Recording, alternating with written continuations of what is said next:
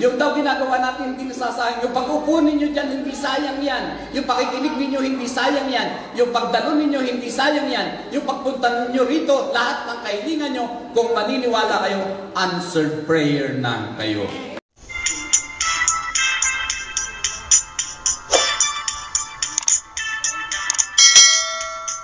Another characteristic o katangian ng isang taong tapat at mabuting alipin, hindi siya napapadaya, hindi nadadaya. Amen!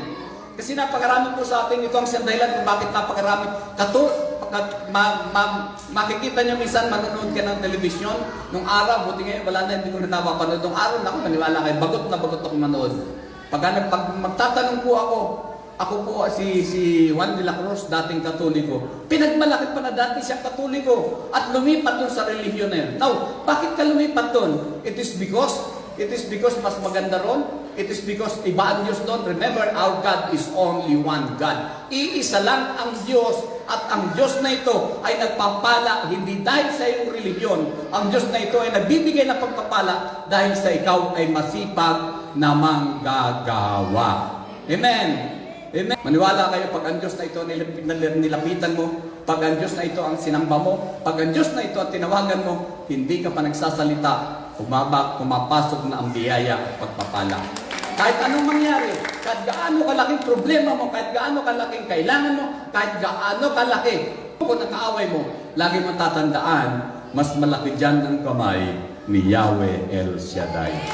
Avoid of being deceived. Huwag kang papadaya.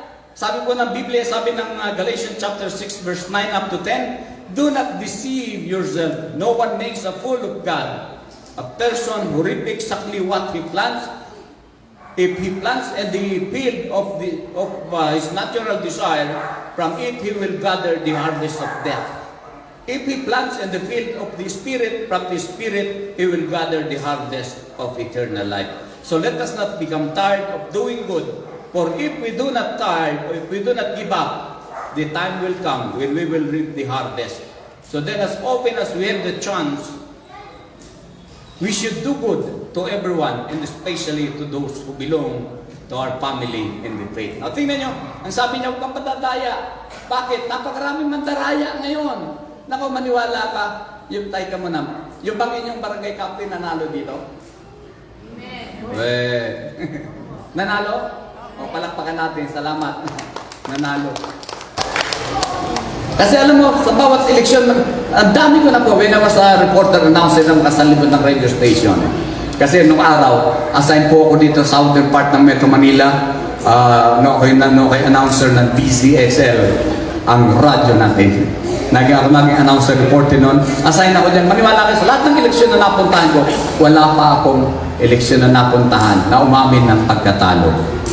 Alam niyo, kadalasan, hindi ako talo, nadaya lang ako. But one thing sure, tatandaan po natin mga kapatid kong minamahal.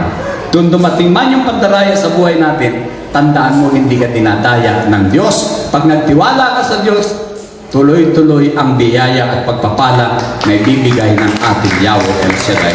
Galatians chapter 6, verse 7. Huwag ninyong lilangin ang inyong sarili. Ang Diyos ay hindi madadaya ni naman. Kung ano ang inihasik ng tao, yun din ang kanyang aanihin. Ang nagsisikap ng mga bagay ukol sa laman ay aanin ng kamatayan. At ang nagsisikap ng mga bagay ukol sa espiritu ay mag-aanin ng buhay na walang hanggan. Kaya huwag kayong magsawa sa paggawa ng mabuti. Pagdating ng panahon, mag-aani kayo kung hindi kayo magsasawa. Samantalahin ninyo ang bawat pagkakataon sa paggawa ng mabuti sa inyo, sa ating kapwa, lalo-lalo na sa ating mga kapatid sa pananampalataya. Now, tingnan nyo, ito ang dahilan kung bakit kailangan natin ito. Kailangan natin yung pagiging mapagkawang gawa, lalo-lalo na sa ating mga kapatid. Amen. Kasi pag hindi nyo, lalo yung mga manggagawa, pag hindi nyo pinagmalasakitan yung inyong kapatid, yung karamihan sa atin, nadadapa na, anong ginagawa ng iba? Pag nadapa, pagtatawanan. Pag nadapa, tatapakan pa. Pero kung ikaw ay tunay na kapatid, tunay na manggagawa, if we belong to a good and faithful servant of God, pag may kapatid kang nadapa, tutulungan mong tumayo. Dahil alam mo, pag naitayo mo siya, hindi lang siya pagpapalain, ikaw na tumulong sa kanya, pagpapalain din ng ating Yahweh El Shaddai. Purihin ang ating Panginoon, malakas na malakas. Avoid being deceiving ourselves. At isa pa, sabi na kailangan tayo ay mayroong tiyaga. Sabi po ng Biblia, sabi ng James chapter 1 verse 22 up to 25, mamuhay kayo ayon sa salita ng Diyos.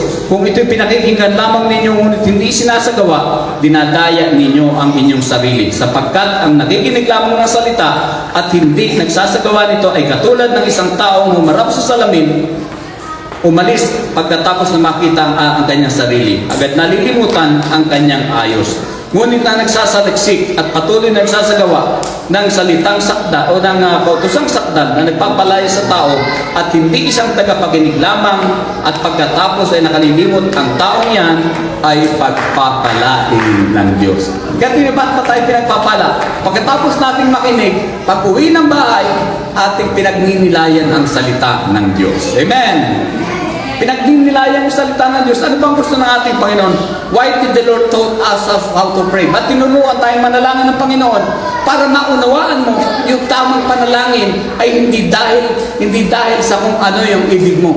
Kung hindi yung tamang panalangin, ay yun ay dahil sa kung ano ang gusto ng Diyos. Sabi na Luke chapter 11 verse 1, sabi niya once a disciple of Christ came to him and said, "Teacher, teach us how to pray, like John the Baptist told his disciple."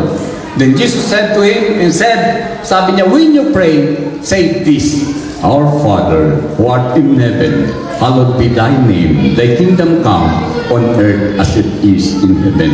Give us today our daily bread. Forgive us our sins as we forgive those who sin against us. Do not bring us to the test, but deliver us from evil." Anong sagot? Ang hina. Palakpakan natin ang ating Panginoon. God has taught us to pray for us to know that there is God. Kung may problema ka, manalangin ka. Kung may kailangan ka, manalangin ka. Kung meron kang hinihingi, tanggapin mo na hindi sinungaling ang Diyos. Lahat ng humihingi sa Diyos ay tinutugon lagi ng ating Yahweh El Shaddai. Kaya tingnan nyo, nabigyan ng may-ari ng lupain yung kanyang mga alipin ng mga bagay. Magkano yung binigay? Yung isa binigyan ng ilan? 5,000. Yung sumunod, 2,000. Yung sumunod, 1,000. Tingnan nyo, nung binigay niya, sabi po doon, the master given them the talent according to their own ability. Hindi kami, tulad lang yung sinasabi, hindi kami bigyan ng Diyos ng anumang bagay na hindi mo kaya. Hindi ka bibigyan ng Diyos ng anumang bagay na pagsubok na hindi mo kaya. Alam niyo na yung 1 Corinthians chapter 10 verse 13 and 14, wala pang pagsubok na dumating sa inyong buhay na hindi dinanas ng iba.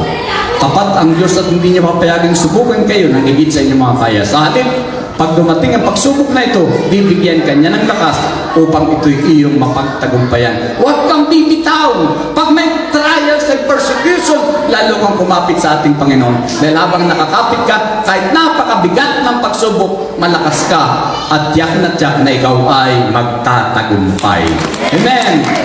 God, sabi na, the master given the servant the talent according to their own ability. Kaya lagi ko sinasabi ito, tingnan niyo, mga nanay, yung mga nanay, pwede ba utusan mo yung anak mo na, anak, magsaing ka, wala namang bigas na isasaing? How could you? Paano ka nanay? Kung tatay, pwede bang utusan tatay yung anak mo, anak, bumili ka nga ng tinapay sa tindahan, wala ka namang binibigay na pera? Paano mangyayari yun? Kapatid, ang tunay na nanay, ang tunay na tatay, pag naputos sa kanyang mga anak, ipinoprovide niya ng lahat ng pangangailangan. Ganon din ang ating Yahweh El Shaddai. Sabi ng Luke chapter 11 verse 13, as bad as you are, you know to give good things to your children, then how much more your Father in heaven? He will give everything in the Holy Spirit to those who ask Him. Sabi niya, kung kayo masama ay marunong magbigay ng mabubuting bagay para sa inyong mga anak, gaano pa kaya ang inyong amang nasa langit? Ibibigay niya ang Espiritu Santo sa mga humihingi sa Kanya. Friends, tandaan mo, hindi sinungaling ang Diyos. Tandaan mo, kaya ka narito para turuan kang humingi sa Diyos. Dahil ang humingi sa Diyos ay hindi binibigo ng Diyos. Kaya sabi ng Biblia, humingi ka at ikaw ay naniniwala kayo? Answered prayer na tayo. Purihin ang Panginoon. Now, kaya po sabi po rito, kinakailangan daw, gamitin natin yung lahat ng ibinigay sa atin ng Panginoon. Whatever the gift that we have to use it for the benefits of others. Kailangan po ano binigay sa ng Panginoon, gamitin mo naman. Kaya ang problema sa atin, tingnan nyo, mayroong binigyan ng katangian kumanta, ayaw naman kumanta. Mayroong binigyan ng katangian na maging coordinator, ayaw naman mag-coordinator. Mayroong binigyan ng katangian maglingkod, ayaw naman maglingkod. Pagkatapos iiyak-iyak, Lord, ba't mo ako pinabayaan? Hello? Hindi ka pinababayaan ng Panginoon, ikaw ang nagpabaya. Dahil sabi ng Biblia, anumang ginawa mo, gawin mo ito ng buong puso para sa Panginoon at ikaw itatanggap ng gantimpala, ang Panginoon ang magbibigay sa iyo. Praise God. Sabi po ng Biblia, 1 Peter chapter 4 verse 10, sabi niya, each one as a good manager of God's different gift must use it for the benefit, for the good of others, and a special gift he has received from God. Whoever preaches must preach God's message. Whoever serves must serve with the strength that God gives him, so that in all things praise may be given to God through Jesus Christ, to whom be the glory and power. Amen. Sabi po sa Tagalog Bible, sabi niya, bilang mabuting katiwala ng iba't ibang kaloob ng Diyos, gamitin ninyo sa kapakinambagan ng lahat ang katangiang tinanggap ng bawat isa. Ikaw ba'y tagapangaral?